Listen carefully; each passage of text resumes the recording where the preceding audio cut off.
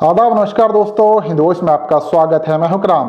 एक बड़ी खबर सामने आ रही है सुप्रीम कोर्ट की तरफ से, जहां पर सुप्रीम कोर्ट 2000 दंगों की फाइनल रिपोर्ट जो एसआईटी ने जमा की थी, क्लोजर रिपोर्ट, और जिसमें उस वक्त के मुख्यमंत्री रहे नरेंद्र मोदी, जो आज हमारे प्रधानमंत्री हैं, देश के प्रधानमंत्री हैं, उनको जो एक तरह से क्लीन चिट दी गई थी, उसको दोबारा से देखना चाहता है सुप्रीम कोर्ट। बड़ी खबर आ रही है सुप्रीम कोर्ट की तरफ से, क्योंकि ज़किया जाफरी, जो एहसान जाफरी सांसद रहे हैं, जिनकी हत्या हो गई थी एक तरह से उस दंगों के दौरान, उनका घर जला दिया गया था, तमाम बड़ी घटनाएं हुई थी उस सोसाइटी के अंदर। एक बड़ी सोसाइटी थी, नामी गिराम लोग रहते थे, लेकिन सुरक्षा वहां पर कुछ नहीं थी। इन लोगों को अपनी जान से हाथ धोना पड़ा था।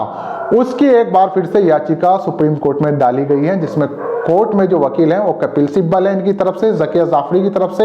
ये तकरीबन 18-20 सालों से इंसाफ के लिए भटक रही हैं। अब सुप्रीम कोर्ट ने वो एसआईटी की रिपोर्ट मांगी है। मैं आपको पूरी रिपोर्ट पढ़ के सुनाता हूं कि इस पीठ में कौन कौन जज थे जिन्होंने इस बात को कहा कि हम वो क्लोजर रिपोर्ट देखना चाहते हैं जो एसआईटी ने जमा की थी।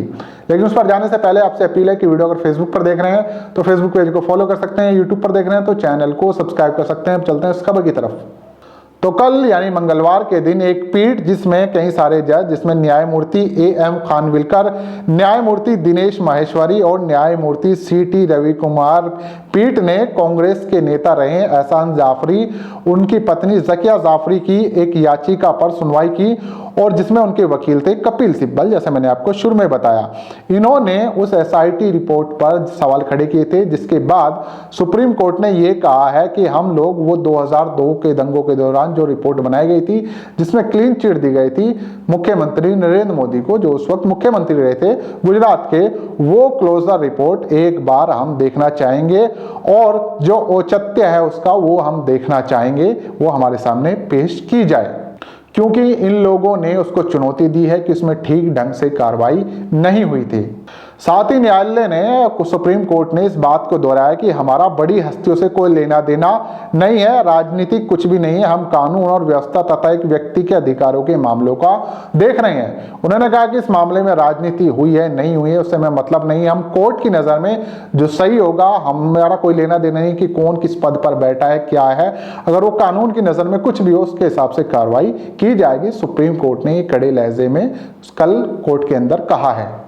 कोर्ट ने ये सारी चीजें दोहराई हैं कि हम क्लोजर रिपोर्ट जो एसआईटी ने बनाई गई है उसमें उस औचित्य को देखना चाहते हैं, जिसमें ये सारी चीजें कही गई हैं कि किस तरह से क्लीन चिट लोगों को दी गई है। पूरी रिपोर्ट अब इसके बाद पढ़ने के बाद इसमें नया अपडेट क्या आएगा, क्या इस केस को दोबारा से चलाया जाएगा, ये जो क्लोजर रिपोर्ट बनाई गई थी उस पर और क्या क्या चीजें नहीं आ सकती हैं, तो वो बाद में देखने वाला मामला होगा। लेकिन फिलहाल कोर्ट की तरफ से एक बड़ी खबर थी, जिसने फिलहाल एक तरह से इस केस को एक नया रुख और दे दिया है।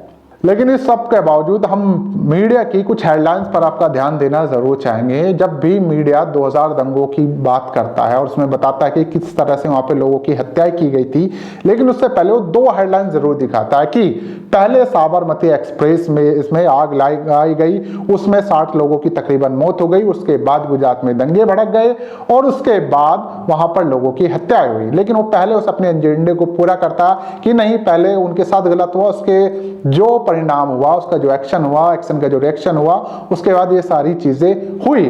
2002 की दंगों की जांच की हम लगातार बात करते हैं, लेकिन साबरमती एक्सप्रेस के बारे में सिर्फ 2 लाइन मीडिया चलाता है ताकि लोगों के दिमाग में पहले ये बात डाल दे कि जो अयोध्या से ट्रेन लौट रही थी, पहले उसमें जो कार सेवक साधु संत थे उनको एक तरह से वहां पर वो जलकर मर गए थे या उनकी हत्या हुई थी, जैसा मीडिया लगातार कहता है। उसके बाद दंगों की शुरुआत हुई। वो इसलिए ऐसा करता है क्योंकि उसका एक एजेंडा है, वो दिखाना चाहता है, किसको बचाना चाहता है, आप लोग समझ सकते हैं। नीचे कमेंट कर सकते हैं, इस खबर को ज्यादा से ज्यादा शेयर कर सकते हैं। दोस्तों, मिलते हैं फिर किसी नई खबर के साथ।